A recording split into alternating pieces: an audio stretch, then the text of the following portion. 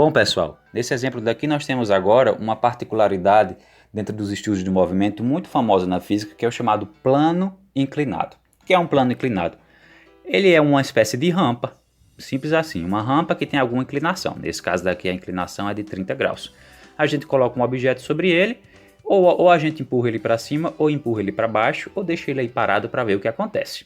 Nessa situação diz o seguinte, ó. Uma caixa de 40 kg é colocada sobre um plano inclinado, esse objeto aqui, permanecendo em repouso conforme a figura abaixo.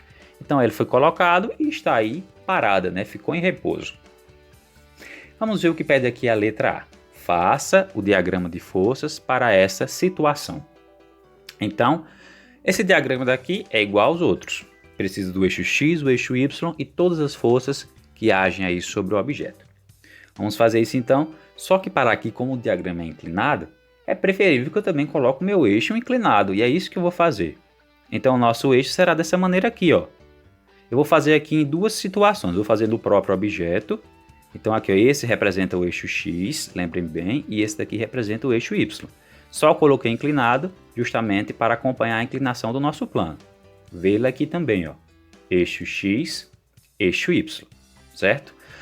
Como o objeto tem massa, o peso também vai atuar sobre ele, né? Devido à gravidade. Então a primeira força que a gente coloca aqui é o peso. Agora eu coloco para onde? Para aqui.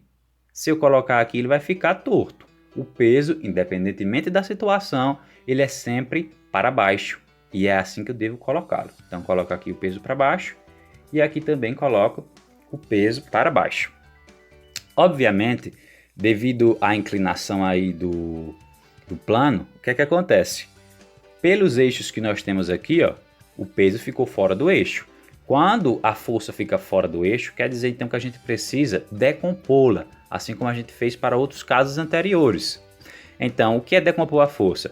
Parte dela é distribuída para o eixo X e parte dela para o eixo Y. Vamos começar aqui, ó, para o eixo X, só é pegar uma linha reta e desenhar aqui o vetor no eixo X. Do mesmo modo eu faço aqui. E parte dela se distribui aqui para o eixo Y. Aí nós temos os dois lados. Lembrando então o que aconteceu aí? O peso se distribuiu. Ele está distribuído. Parte dele vai para o eixo X e parte dele vai para o eixo Y. A gente chama essas partes de Px e Py para diferenciar uma da outra. Obviamente isso daqui é uma superfície, mesmo sendo inclinada. Então quer dizer que ela vai reagir. Vai existir a terceira lei de alguma maneira, né? Mas vai reagir como? O peso está aqui nessa direção. Será que a força normal fica para cá? Nesse caso, não. A gente observa aqui, ó, que o peso que atua sobre a superfície é somente o Py. Então a reação tem que ter a mesma direção, porém o sentido contrário de Py. Tem que ser seguindo aí o eixo na direção contrária. Então nós temos aí a força normal, que é a força de reação. Vamos colocar ela aqui também. Certo? Por fim, se o objeto está parado, então indica que alguma força está equilibrando com essa daqui. E qual é? Obviamente, nesse caso, mais uma vez, ele está sobre uma superfície, então existe uma força que está emperrando ele, que a gente chama força de atrito F. Vamos colocar ela aqui também, e aí a gente finaliza o nosso diagrama de forças. Esta é a letra A. Vamos então para a letra B. Qual o valor da força normal? Bom, nós temos aí todas as situações, todas as forças sendo colocadas, e a pergunta é qual é o valor da força normal, ou seja, o valor de N. Pela situação do equilíbrio, que o objeto ainda está em repouso, a gente sabe que N deve ser igual a quem? A esse P? Nessa situação não, gente. Esse N tem que ser igual a PY, porque os dois estão aí no mesmo eixo. Então, pela situação, a gente sabe que N é igual a PY. Então, basta eu calcular o valor de Py para saber o valor de N. A questão é, como calcular o valor de Py? E agora? A gente viu anteriormente que para calcular o peso eu preciso da massa e da gravidade. Se esse objeto está na Terra, a gravidade é 10, certo? Mas agora, como é que eu calculo exatamente o Py?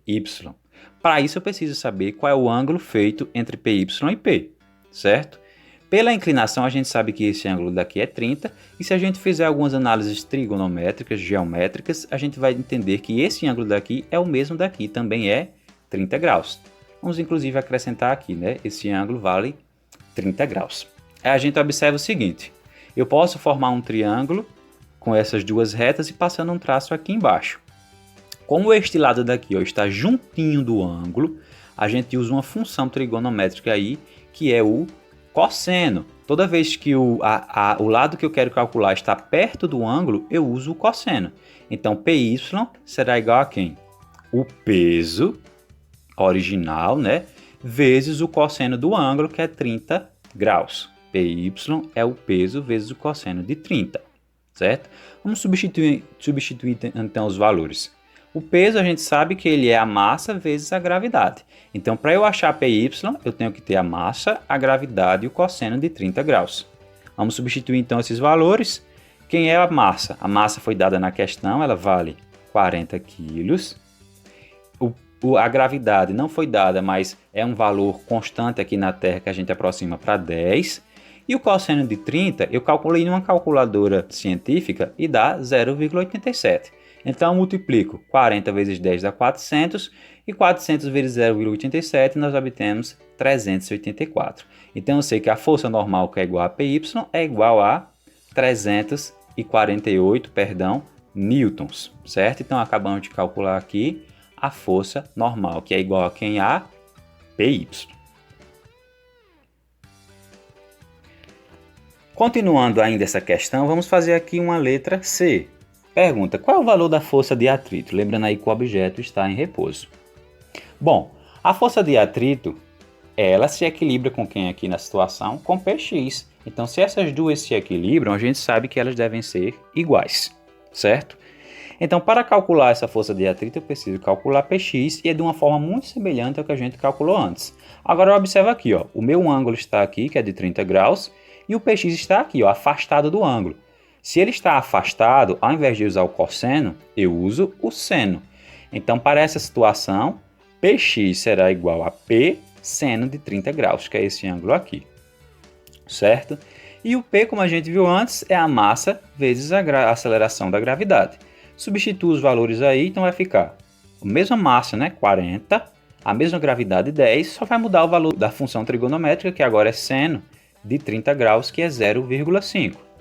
E se você fizer essa multiplicação de forma correta, vai dar 200 newton. Então, eu sei aqui que o peso vale 200 newton. Então, lembrando aí, pessoal, quando o vetor estiver próximo ao ângulo, eu uso cosseno. Quando ele está afastado do ângulo, eu uso o seno. Por fim, vamos aqui a uma letra D. Até então, a gente não tinha usado aqui a segunda lei de Newton. Essa letra D é justamente a letra que vai pedir para a gente a utilização dessa lei. Vamos ver, ela diz, ó, uma pessoa começa a empurrar uma caixa na mesma direção da inclinação com a força F igual a 50 newtons.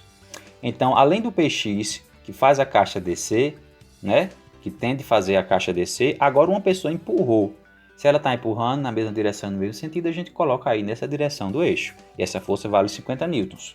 Além disso, enquanto o objeto se move, a força de atrito cinético é de 100 newtons. Então, esse atrito daqui a gente retira, porque ele é o atrito estático, e coloca agora o atrito cinético, que nesse caso vale 100 newtons, certo? A pergunta é, qual é o valor da aceleração do bloco? Como a gente viu antes, já vou colocar aqui a fórmula direta. Como é que se calcula a aceleração segundo a segunda lei de Newton? É da seguinte maneira, a aceleração é a força resultante dividido pela massa. A massa nós temos vale 40, mas falta quem? A tal força resultante.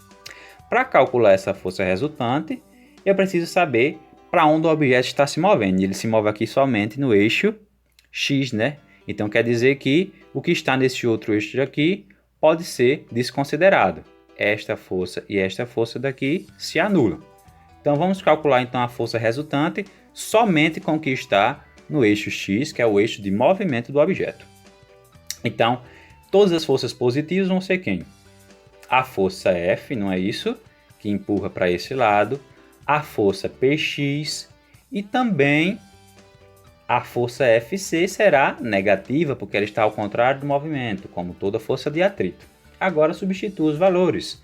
A força F foi dada na questão e vale 50. A força Px nós calculamos aqui agora há pouco, ó, vale 200. E essa força também foi dada na questão e vale 100 newtons. 50 mais 200 é 250, menos 100, nós obtemos 150, essa é a força resultante.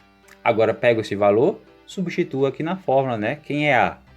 É a força resultante, que é 150, dividido pela massa, foi dada na questão, vale 40.